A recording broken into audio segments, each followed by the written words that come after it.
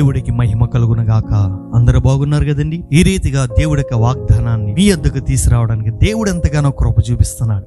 ఈ వాగ్దానాల ద్వారా మీరు బలపరచబడి దీవించబడుతున్నారని నేను ఎంతగానో ఆశిస్తూ మీ అందరి కొరకు నేను ప్రార్థిస్తున్నాను. మరి ఈరోజు మనకి ఇవ్వబడుతున్న దేవుడి యొక్క వాగ్దానాన్ని మనం చూద్దాం. చూడండి, మీకా గ్రంథము 7వ అధ్యాయము 8వ వచనం చదువుకుందాం. ఆ శత్రువా, నా మీద అతిశయపడొద్దు. నేను క్రింద పడినను తిరిగి లేవుతును, నేను అంధకారమందు కూర్చున్నను, యెహోవా నాకు వెలుగుగా నుండెను. దేవుడి స్తోత్రం, హల్లెలూయా. దేవుడి సన్నిధిలో ప్రార్థిస్తున్నాడు భక్తుడైన మీకా. అతను చేస్తున్న ప్రార్థనలో సాతానికి సవాలు విసురుతూ అతని ప్రార్థన బలంగా చేస్తున్నాడు. సాతాన్ని వణికిస్తూ ప్రార్థన చేస్తున్నాడు. ఏంటి ఆ ప్రార్థన అంటే, అతనా, నా శత్రువా, నువ్వు అతిశయపడవద్దు. నువ్వు అతిశయపడడానికి నీకు అధికారం లేదు. నా విషయంలో అనేక విధాలుగా నన్ను శోధించినప్పటికీ, నన్ను బలహీనపరిచినప్పటికీ, అనారోగ్యం తీసుకొచ్చినప్పటికీ, వేదన పరిచినప్పటికీ, ఎన్ని విధాలుగా అప్పులు పాలైనప్పటికీ, ఎన్ని విధాలుగా ఇబ్బందికరమైన పరిస్థితులు వచ్చినప్పటికీ, ఐ డోంట్ కేర్. నిన్ను చూసి నేను భయపడను, నిన్ను చూసి నేను వణకను. ఎందుకంటే దేవుడు నాతో ఉన్నాడు, దేవుడు నా పక్షాన తోడే ఉన్నాడు. నువ్వు అతిశయపడడానికి నీకు అధికారం లేదు అని సాతాన్ని హెచ్చరిస్తూ రోషం కలిగి ప్రార్థన చేస్తున్నాడు. ఛాలెంజ్తో ప్రార్థన చేస్తున్నాడు. సాతాన్తో అంటున్నాడు, నేను క్రింద పడినను తిరిగి లెగుతాను. అందుకే భక్తుడు చెప్తున్నాడు, సాతానా, నువ్వు అనేక విధాలుగా నన్ను పడేసినప్పటికీ, అనేక విధాలుగా నన్ను శోధించినప్పటికీ, నేను పడిపోయి లేవలేని స్థితిలో ఉన్నానని నువ్వు అనుకుంటున్నావు కదా. ఇదిగో నేను అంటున్నాను, నా దేవుడు లేపుతాడు. నువ్వెన్ని మార్లు నువ్వు కింద పడేసినప్పటికీ, నేను ఎన్ని మార్లు నేను కింద పడిపోయినప్పటికీ నేను తిరిగి లెగుతాను. ఎందుకంటే నా దేవుడు తోడే ఉన్నాడు. నేను అంధకారమందు కూర్చున్నాను, యెహోవా నాకు వెలుగుగా నుండెను. ఒకవేళ అంధకారంలో నన్ను తోసేస్తావా? నా బ్రతుకు అయిపోయిందని నాకు నేనే అనుకునేటట్టు నువ్వు చేస్తావా? మరణానికి అప్పచెప్తావా? ఇంకా నా బ్రతుకు అయిపోయింది, చీకట్లో నేను ఉండలేనని, చనిపోవాలని నువ్వు ప్రేరేపణ చేస్తావా? అయినప్పటికీ నేను భయపడను. ఎందుకంటే యెహోవా నాకు వెలుగుగా ఉన్నాడు. దేవుడి స్తోత్రం, హల్లెలూయా. వెలుగుగా ఉన్నాను. ఇలాంటి ప్రార్థన చేస్తున్నారండి ఎవరన్నా? సాతాను ఏదైనా శోధన పెడితే కృంగిపోయి, ప్రభువా నాకు ఇలాంటి పరిస్థితి చేసావేంటయ్యా అని ఏడుతున్నారు. కానీ ఇక్కడ భక్తుడు చేసే ప్రార్థన మనం నేర్చుకోవాల్సిన విషయం ఏంటంటే, సాతాన్ని వణికిచ్చే ప్రార్థన ఇది.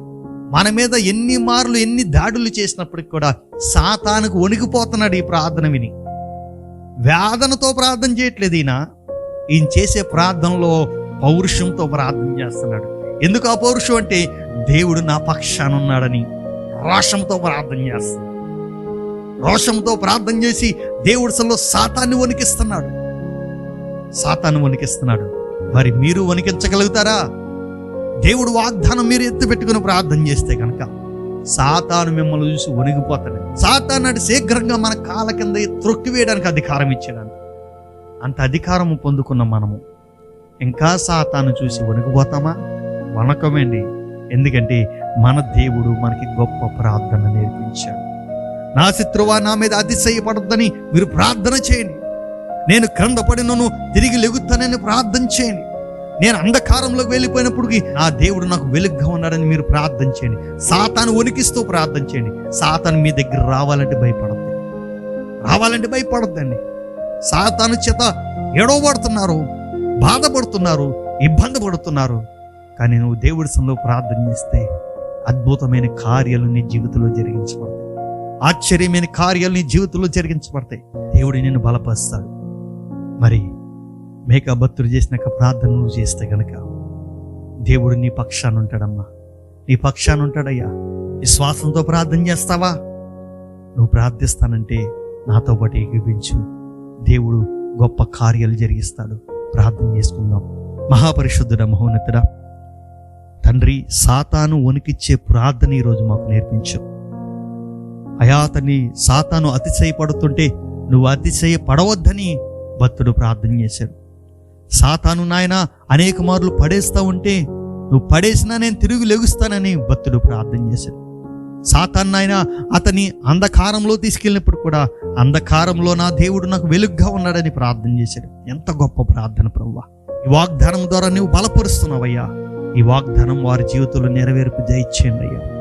అయ్యా, బిడ్డలందరూ కూడా అయా భక్తుడైన మేకా ప్రార్థన చేసినట్లుగా ప్రార్థించే కృపద ఇచ్చాను. నీ కృపలో భద్రపరచమని యేసు నామములో అడుగుచున్నాం తండ్రి, ఆమేన్. ప్రియ సహోదరులారా, ఈ వాగ్దానం విన్న తర్వాత మీ ప్రార్థనలో మార్పు రావాలి.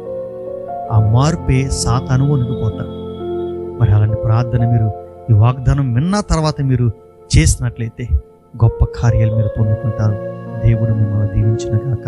ఈ వాగ్దానం విన్న మీరు మీ మటుకే కాక అనేక మందికి షేర్ చేయండి, సబ్స్క్రైబ్ చేయమని చెప్పండి, లైక్ చేయమని చెప్పండి. దాని ద్వారా దేవుడి సువార్తలో మీరు పాలుభాగస్తులు అవుతారు. దేవుడు మిమ్మల్ని దీవించిన గాక. ఆమేన్. Praise the lord.